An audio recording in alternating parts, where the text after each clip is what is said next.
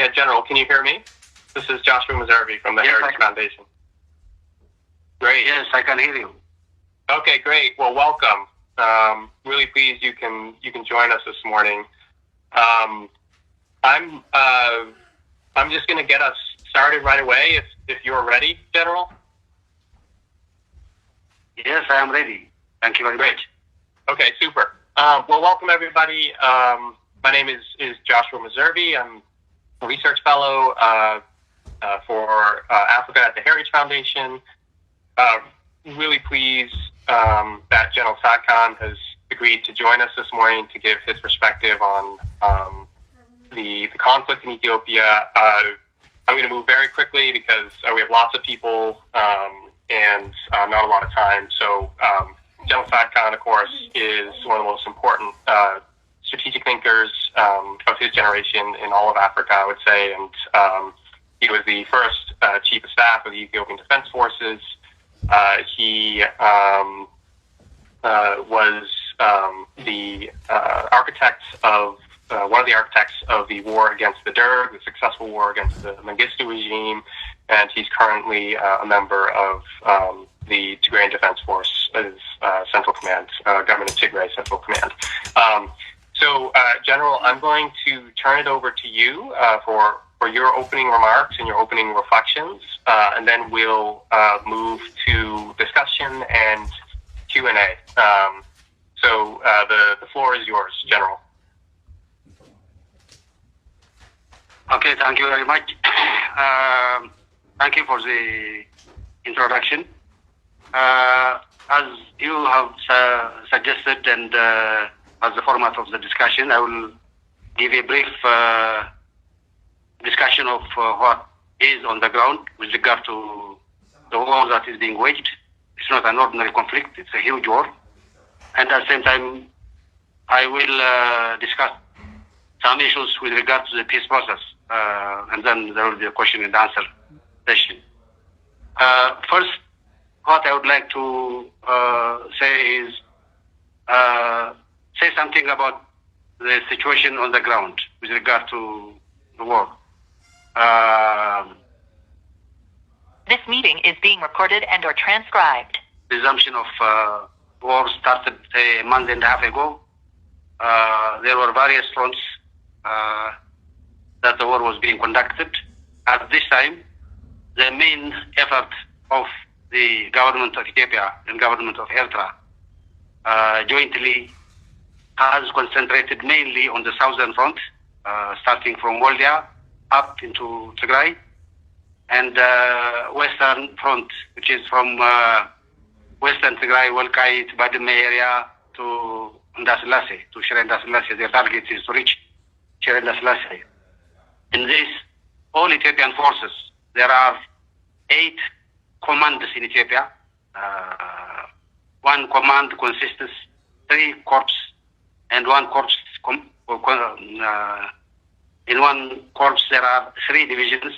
Altogether, in 1 command, there are around 12 divisions. There are 8 commands in the Ethiopian army currently, besides the commando and Republican Guards.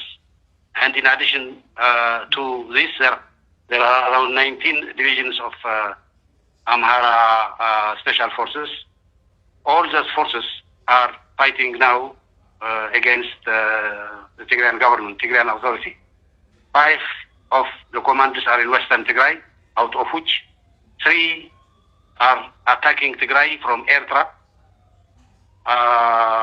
northwestern command, eastern front, Eastern Command and Southern Command, plus 3 commando divisions. 2 commanders are attacking from western Tigray, from the direction of Gondar to Adarkai, and from the direction of Walkite towards the town of Shararo. 2 commanders and special forces are attacking. 2.5 or something like that are attacking from the direction of Waldia. So those are the forces that are attacking the forces of Tigray. On top of this, all Eritrean forces, including reserve, have been mobilized. Those are generally around 54 divisions, out of which 6 are mechanized divisions. Around half of all those forces are, around 24 divisions, are attacking Tigrayan forces from western Tigray in coordination with the Ethiopian forces. Around 5 to 6 divisions attacked from the eastern front, from the Barahale direction towards Mekelle. And I think you might have heard what has happened. This force has been temporarily neutralized. Whether the Eritrean forces will continue to mobilize forces in that direction and attack Mekelle is something that we are going to see in the future. The rest of the forces of Eritrea are in the highlands of Eritrea, around Zalambisa, Tarha, and Mandafara, Adhala direction. In the whole war, the main support of mechanized forces is from Eritrean forces. The Eritreans have relatively more mechanized units, more tanks and more artillery. They have a huge arsenal of ammunition. They don't have any problem because they have taken a lot from the Ethiopian army and they are being replenished continuously from Addis Ababa. Logistical support is from Eritrea. Aerial support, we have to confirm yet, but including drone support is coming from Asmara, from Eritrea. Command both as a strategic and operational level is mainly vested on Eritrean generals. So the main architect and implementer of this war is Eritrea, the Eritrean government, with the permission, close coordination, and invitation of the Ethiopian Prime Minister. In this huge war where close to around 1 million people from both sides are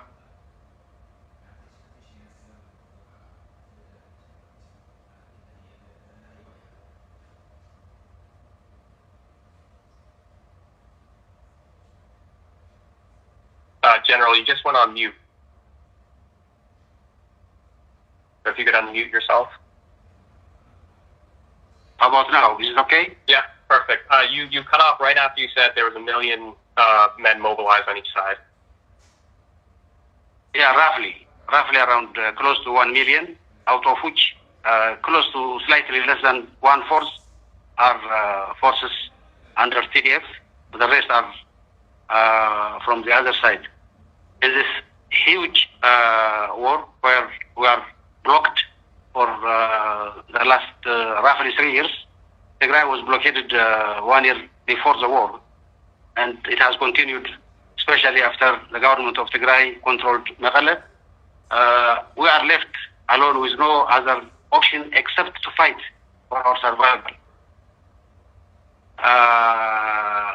It is a declared intention of both the government of Abiy Ahmed and the government of Isaias Afwerki to finish not only TPLF and its associates, but Tigrayans in general, because of who they are.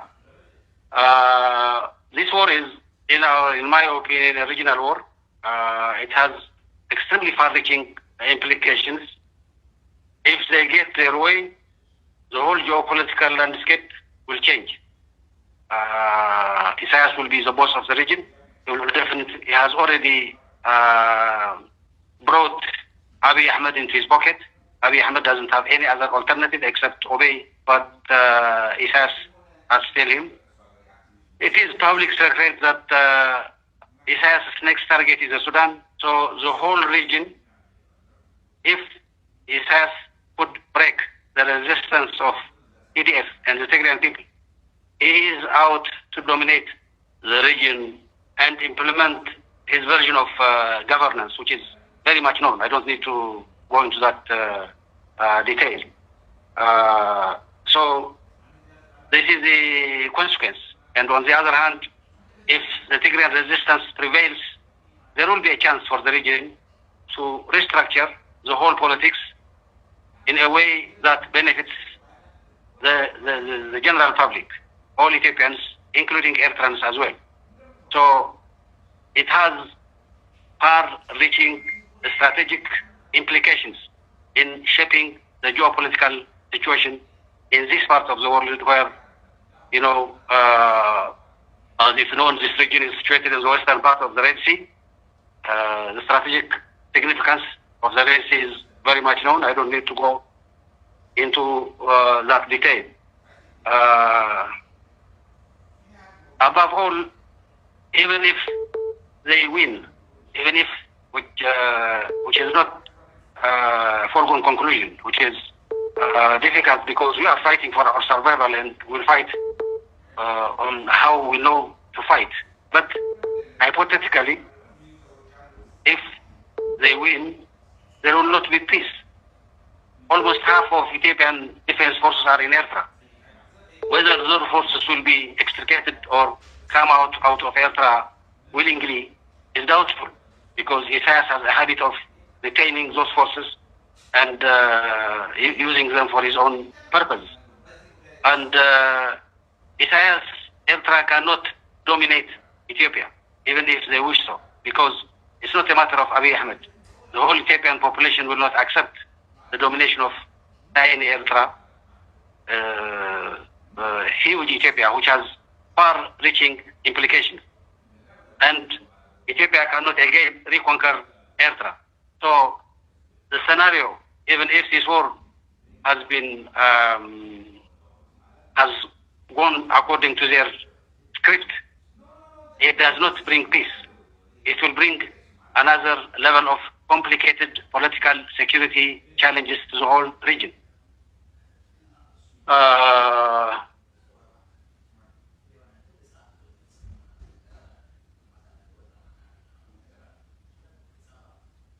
Of course, there are other actors in the region which have come to this region as well. For example, I don't think anybody could predict clearly what the role of the Russians and the Middle Eastern countries will be in this part of the world, because there is a relationship, established relationship. They have their own national interests and geopolitical interests. They will try to use Isaias as a vehicle to further their interests in the region. So not only there will not be peace in the region, but it will be an internationally complicated geopolitical situation because of the strategic nature of the area that we are talking about. So if I say this much about the nature of the war, who is actually leading and the architect of the war, the next issue will be how do we extricate ourselves from the current predicament that we are in. For us, Tigrayans, peace is a strategic choice because of what we are, who we are, where we found ourselves to be. Only we demand that there is a credible and impartial peace process. We don't want to be controlled and dominated by other forces. We want to have a fair share of our role in the political dispensation of Ethiopia. But the current arrangement is such that the desire is to not only dominate and control Tigray, but exterminate the population. I'm not talking to exaggerate the situation. They have done it in the past. They will continue doing it in the future. They are doing it currently in the areas Eritreans and Ethiopians control in western Tigray, in Abiabo. They are raping, they are looting, they are killing, they are exterminating people. That's what is happening. So the only chance left for Tigrayans is to fight for survival or demand a credible and impartial peace process that will resolve the problem. We have negotiated, confidentially, but now I don't think it's no more confidential process. I don't need to go into the details.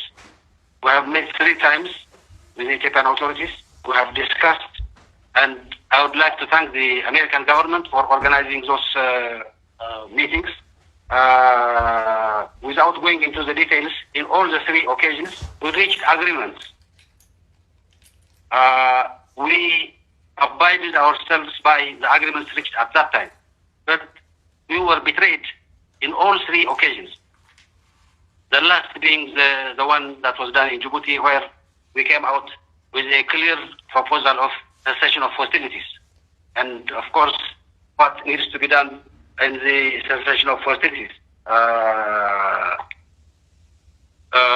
This has been made clear in the proposal of the Ethiopian government on September 11 to the whole world. Those proposals did not come out of the blue. They came on the basis of the meetings we had with the Ethiopian authorities at different times. And in most of the issues that we have raised, we have discussed with them and reached some agreement, but betrayed. There is no, up to now, there is no response to our September 11 call for an agreed cessation of hostilities. Our proposal is to end the carnage. We need to start a peace process. The peace process cannot start just simply by saying let's start a peace process. The first thing we have to do is we have to come into a cessation of hostilities. People are shooting at each other. This has to stop. There is a carnage that's being done. This has to stop. The first thing to do this is a cessation of hostilities. As you all know, cessation of hostilities is transitory. It can go to peace or it can go to war. We, from the Tigrayan side, would like it to go into a peace process. We don't want it as a truce. We want it to go into a peace process where we agree a credible and impartial peace process. The objective of the cessation of hostilities has to be to create a conducive environment for the peace process to resume and peace prevail in Ethiopia. To do this, there are certain things that we need, we feel have to be done. Number one, the cessation of hostilities with its clear objective of, putting it to lead us into a peace process. Certain conditions have to be fulfilled. Those certain conditions are conditions that are not negotiable by international law. There has to be unfettered access for humanitarian aid. The services have to resume. They shouldn't have been blocked in the first instance. The constitutional boundary arrangements have to be respected, because it's not only an issue of Ethiopia, but it's an issue of, an issue of Tigray, but it's an issue of Ethiopia as well.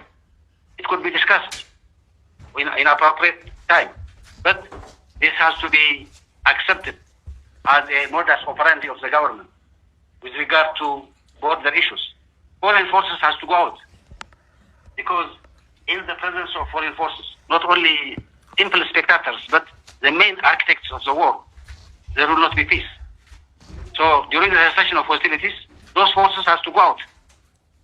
The force that has invited them, is cooperating with them, working with them, has to publicly tell them to go out of Ethiopia, out of Tigray.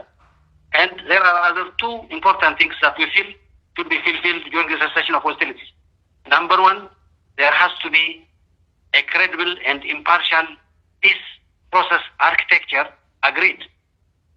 This peace process architecture has to have within itself, important structures like, mediators, like a group of panelists who mediate the process. Those have to be credible and agreed by both parties. And if there is no agreement by both parties, there are mechanisms to resolve this.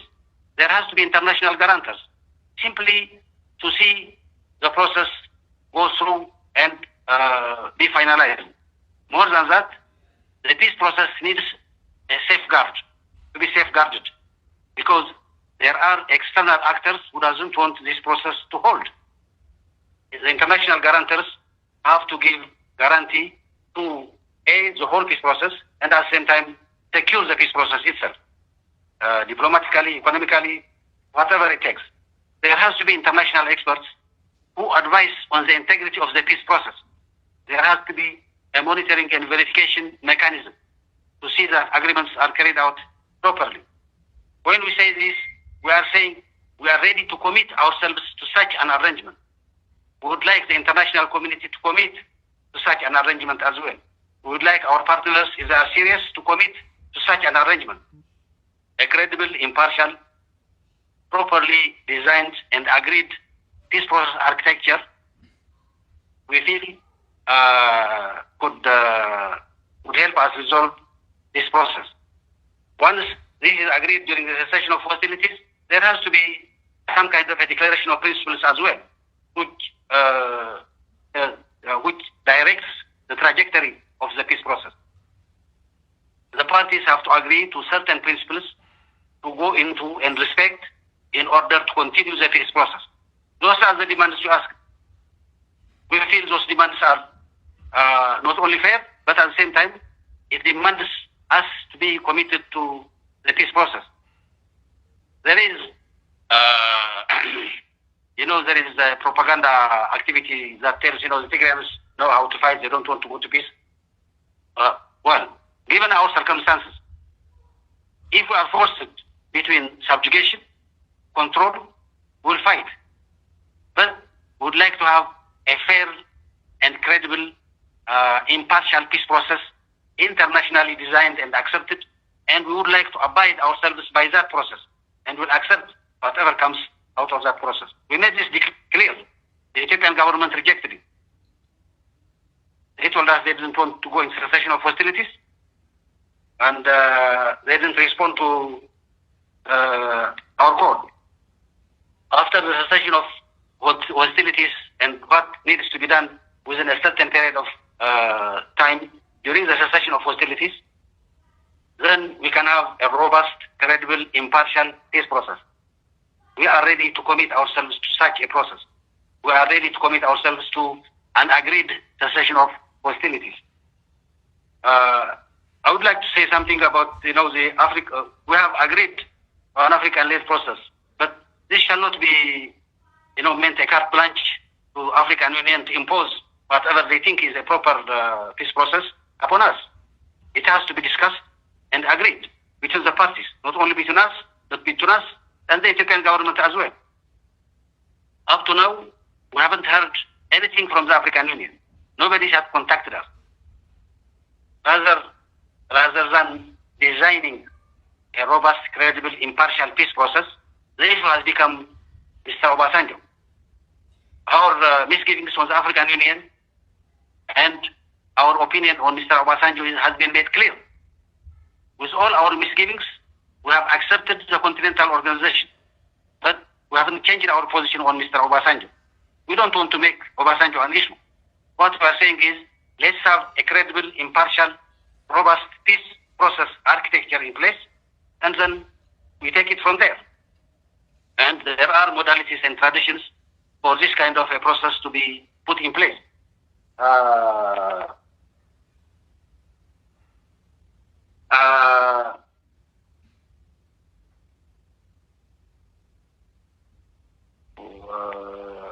For the people of Tigray, as I said earlier, we don't have any other choice except to go into a credible, impartial peace process or fight for our survival. I don't know how much we have explained this to the international community, but generally the feeling we have is Abiy Ahmed and Isaias Afwerki have been given a blank sheet of paper to write whatever they want, to do whatever they want, to finish the whole situation by war and continue their extermination of the people of Tigray, as they have done it in the first round of fighting, and continue to do in the second round of fighting, where their forces control some areas, northern Tigray and western Tigray. So we don't want this to continue. If this is a choice, we don't have any other choice except to fight. But we are demanding the international community to have in place a proper, credible, impartial peace process, as I explained earlier. This starts with an immediate agreed cessation of hostilities. Once we stop shooting at each other, and do certain things that will create a conducive environment for peace, then we go into a peace process that will culminate in a comprehensive ceasefire agreement. That comprehensive ceasefire agreement, in our opinion, will lead us into an all-inclusive political dialogue, where all political parties in Ethiopia participate, including us, and then try to resolve the political predicament of this country in a manner where people's voice are properly heard. Whether the current Prime Minister will continue as a Prime Minister or not is up to the people of Ethiopia. They have to choose their leader, and that's how it should be decided. But one thing that has to be clear is the fate of the state of Ethiopia and the fate of one leader are two different things. The fate of the state of Ethiopia is now under serious jeopardy. We are begging, let's go into a peace process and try to save the state of Ethiopia.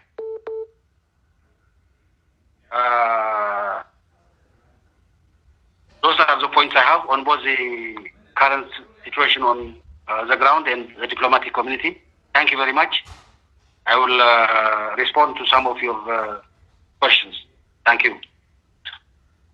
Great. Well, thank you, General. I really appreciate that overview, and I was frantically scribbling notes here because there was a lot there. I'll start with just one quick question. For those of you who have questions yourselves, you can use the hand raise emoji, and then I'll call on you. So General, could you talk a little bit about the coordination between the Eritreans and the Ethiopians? Have you seen any sort of tension in that relationship, or from your perspective, has it been fairly seamless?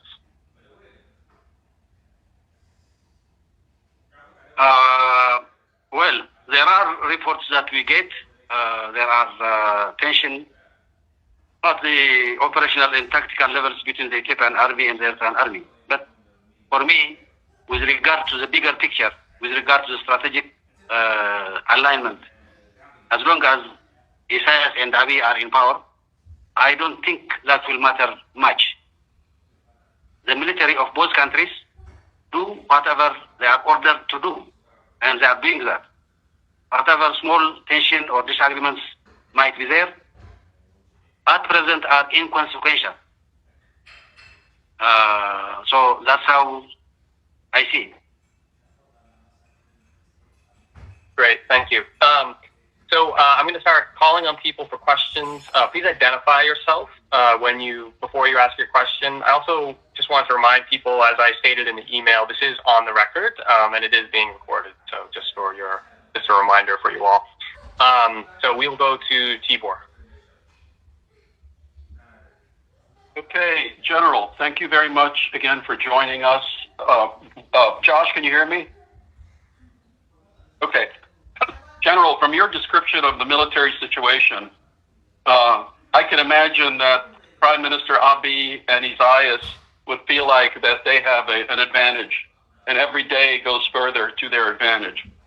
Can you realistically anticipate that there is a way open for the Tigrayan forces to still have a victory, or at most to protect Tigray? I mean, we all know how difficult the terrain is in Tigray and how impossible it is for a invading army to hold it.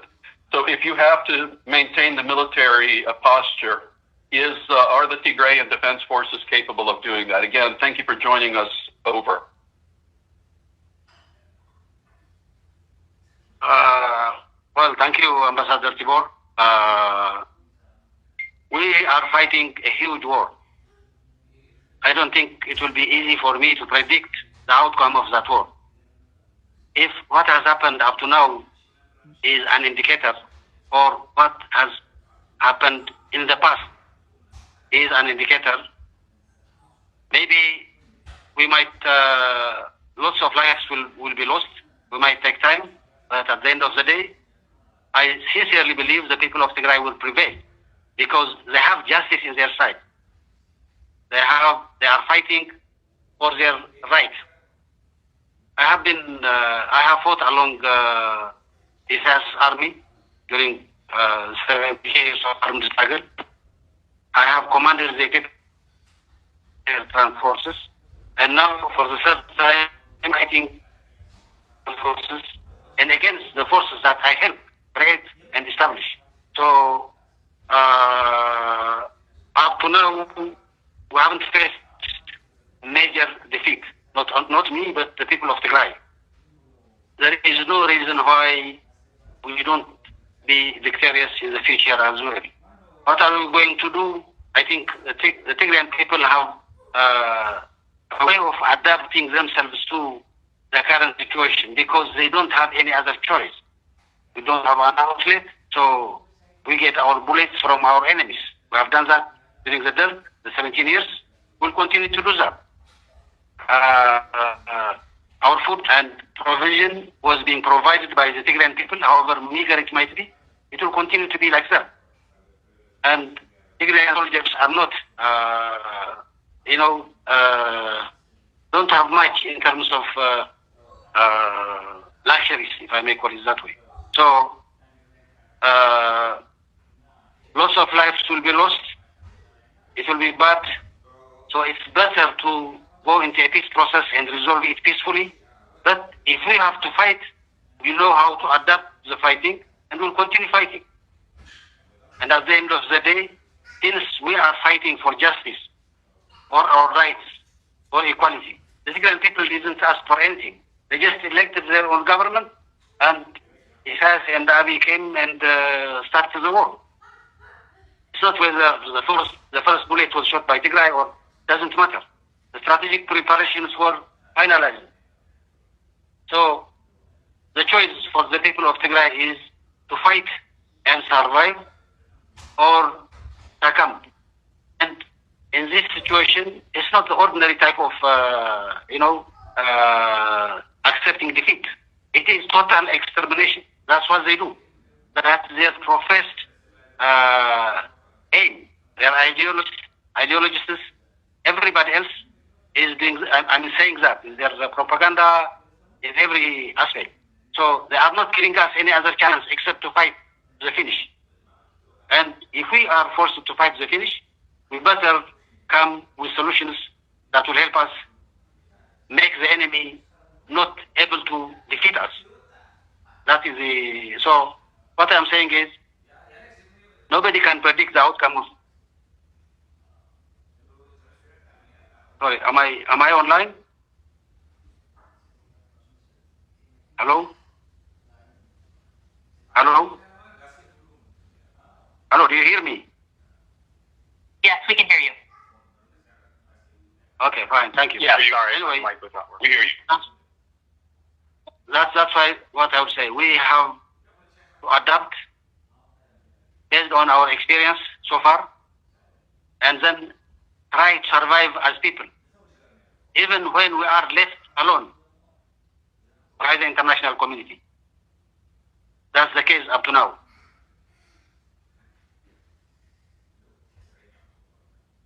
Great. Thank you, General. We have a lot of questions here, so I'm going to ask the people who have questions to make them very short and to the point, please. And again, please remember to identify yourself. So Ted, you are next.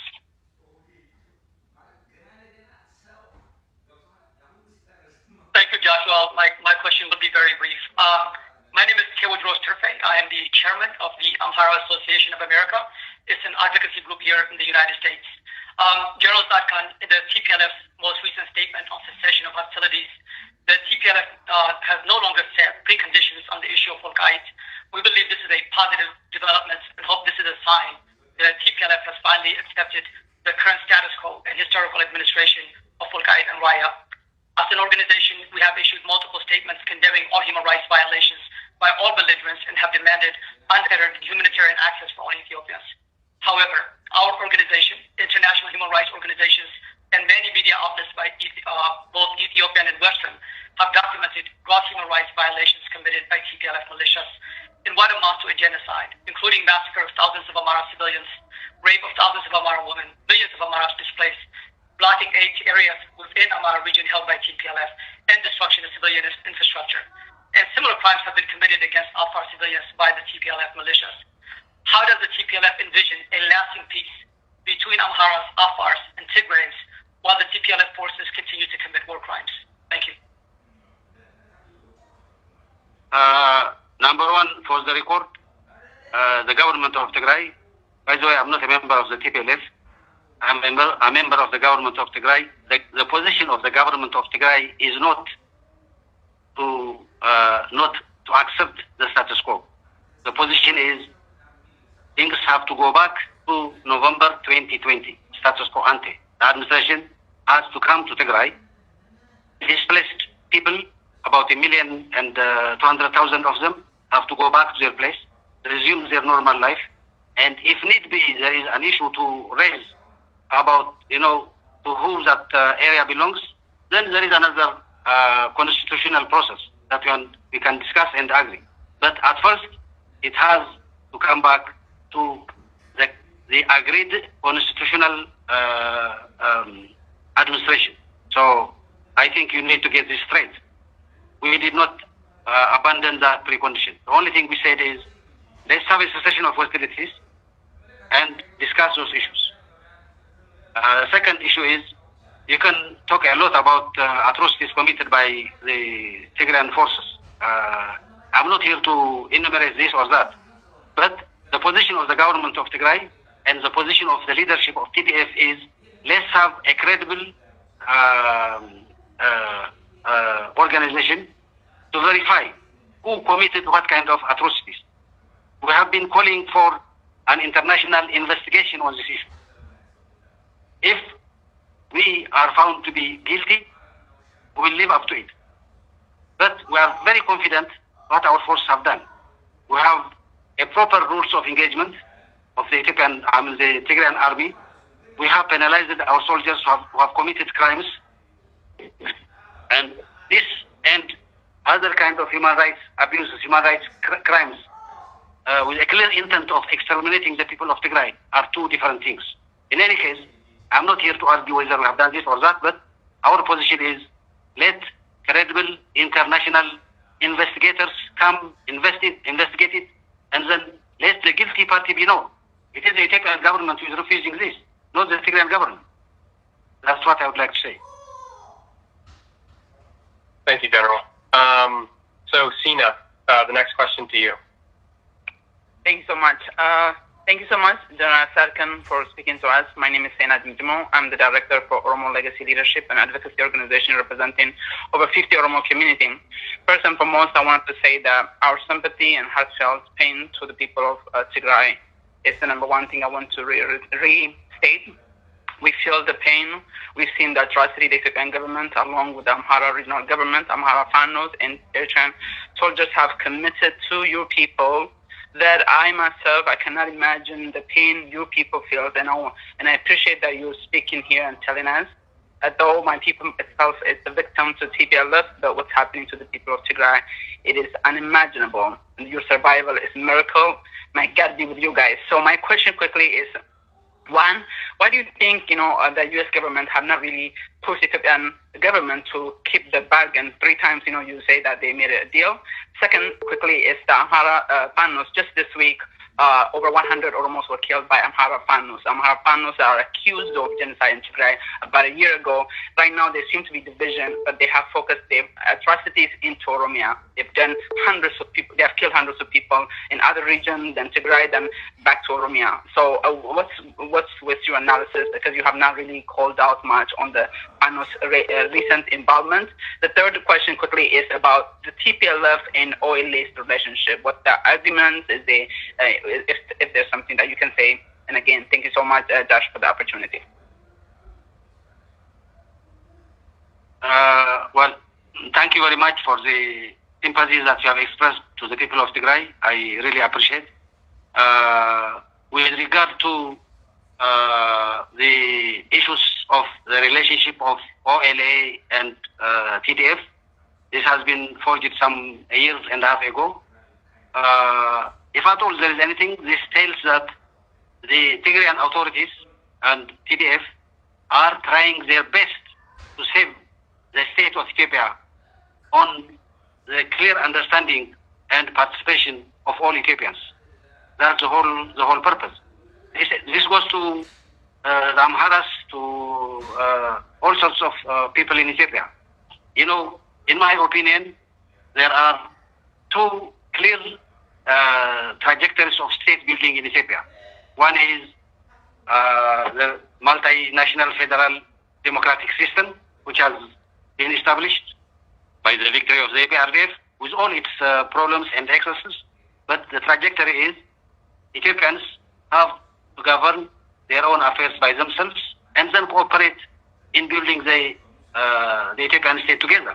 The other one is they say, no, we have to have a centralized state where other people shall not be allowed to administer their own affairs by themselves. There is a fight between those two ideologies. And this can only be resolved by peaceful process, by peaceful election. If the Ethiopian people elect, not by force, but by voluntary democratic process to go into a unitary system, then that's one way of building the Ethiopian state. Or the other one is the other aspect as well. I know what I would like to say is the relationship of the OLA and the TDF or the Tigrayan authorities is based on this multinational federal constitutional arrangement, and it will continue to be so. This does not exclude anybody. It includes anybody who have this vision of building an Ethiopian state that will gradually evolve into a strong state. So I do really sympathize with the atrocities that are being committed in Oromia as well. And by the way, these atrocities are happening anywhere, not only in Oromia and Tigray, but in many parts of Ethiopia where there is an opposition to the Ethiopian central government. And I thank you very much. Thank you, General. Go to Terry next. Thank you, Josh, and thank you, General Tsadkan, for that detailed briefing. This is Terrence Lyons from George Mason University. I want, in some ways, my question is takes off on the last two questions as well, but let me phrase it a little bit differently. What I kept writing down when I was listening to you and then underlined and then put stars next to was the phrase credible, impartial, and robust peace process. I mean, credible and robust, I think, are clear. Robust, you talked about the need for guarantors and peace process architecture. What is not as clear to me is what you mean by impartial. And let me put my question directly this way. Is it the government of Tigray's position that support for the 1995 Constitution is the impartial position? Or does the government of Tigray see this as a highly contentious position in which other actors to the conflict do not accept? Thank you. Thank you, Mr. Pearce. And our position, the position of the government of Tigray is any peace process that shall go forward has to accept, in our opinion, it is, of course, contingent to our other partners to accept this as well, has to accept the 1995 Constitution as a basis for resolving the conflict in Ethiopia. We don't see it as impartial. Well, I know there are other forces who say this has to be scrapped. Well, this has to be scrapped on the basis of the will of the Ethiopian people. It shall not be scrapped by means of arms. That's where the problem comes. If this is put into a verdict of the Ethiopian population, it gives all chances of amending it, see the experience so far, and then develop it. Or other parties might say it's not for us, and we shall go our own way. So, but if I have clearly understood your question, I don't see it as impartial. I see it as a basis for resolving the problems in Ethiopia, not only in Tigray, but in other parts of Ethiopia as well.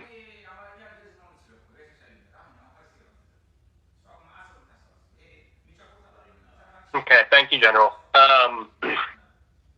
So we have 2 minutes left in our allotted time here. General, do you have an extra 5 minutes to spare if we go a little bit long? Fine, go ahead. Okay, great. Thank you. So, Johannes, you're next.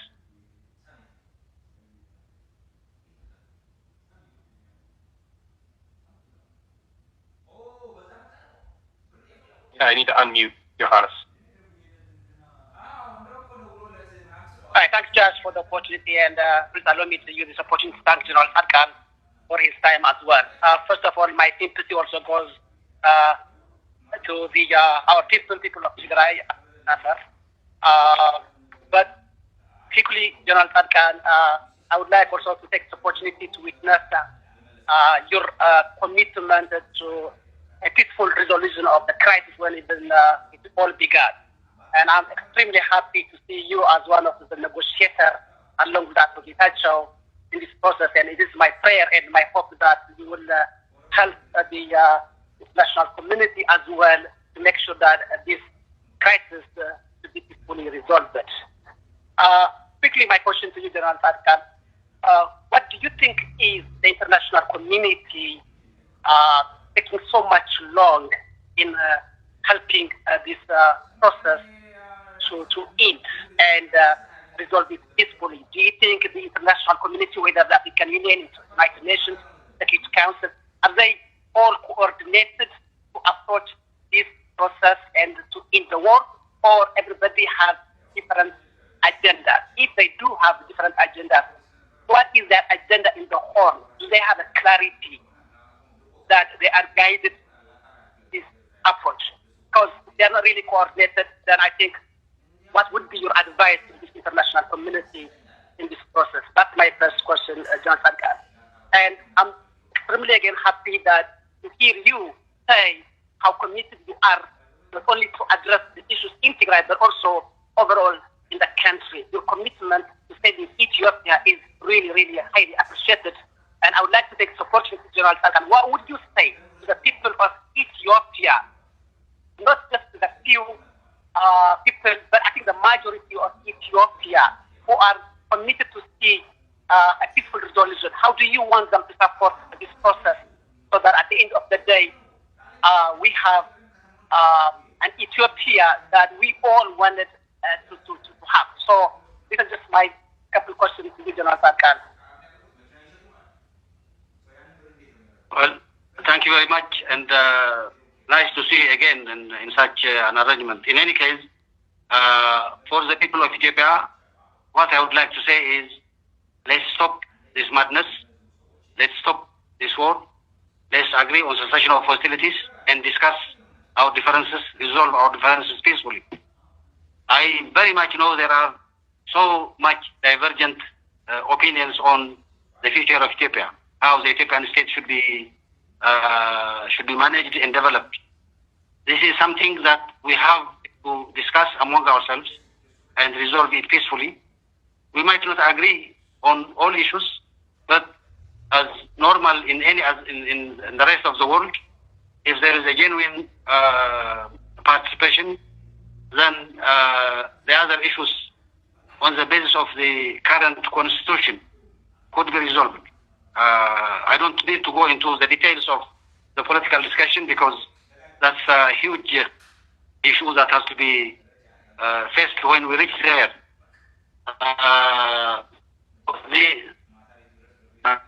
You asked about the international community.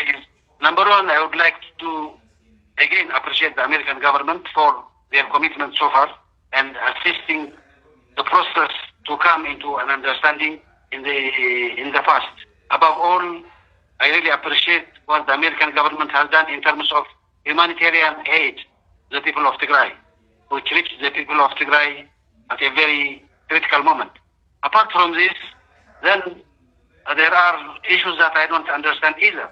It is for the American government to explain.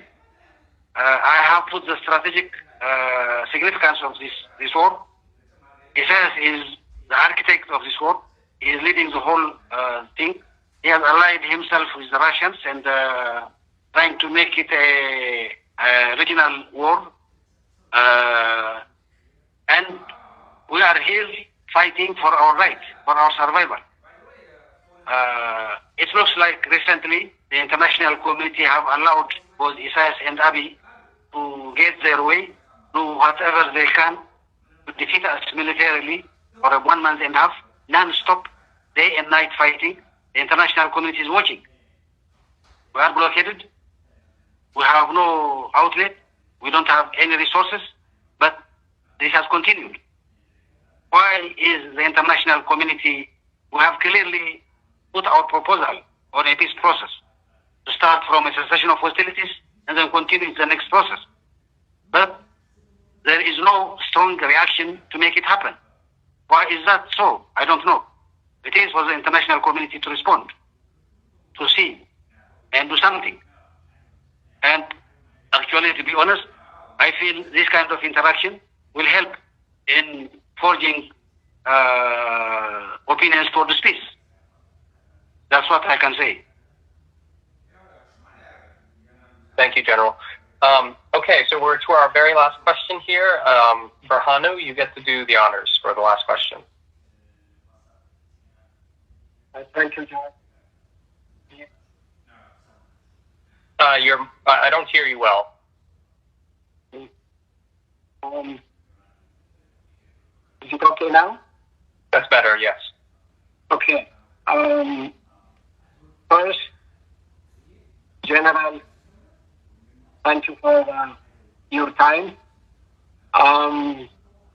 Knowing you recognize me or not, knowing your position before, I'm sorry that you are trapped in this situation. Because you were a peacemaker, not a general before the war. Having said that, I, regardless who is dying, I want you to know that Afar, Tigray, or Anamara, we all are Ethiopians. We are really happy over this. Now, with that, I have a couple of questions. Question number one, some of the conditions you said of the peace process in what, such as the 3 to 2027 and some other in other words, clearly access our people. Yeah, Berhanu, I'm sorry. It's very difficult to hear you. Can you get as close to the mic as possible, maybe, and just very quickly give your question? Okay. Can you hear? No. No? I think you're having a microphone problem, perhaps. Yeah. I'm sorry, I can't hear him as well. Yeah, I don't think anybody can. Berhanu, do you want to try one more time? And if that doesn't work, we'll just have to wrap up, I think. Well, I tried.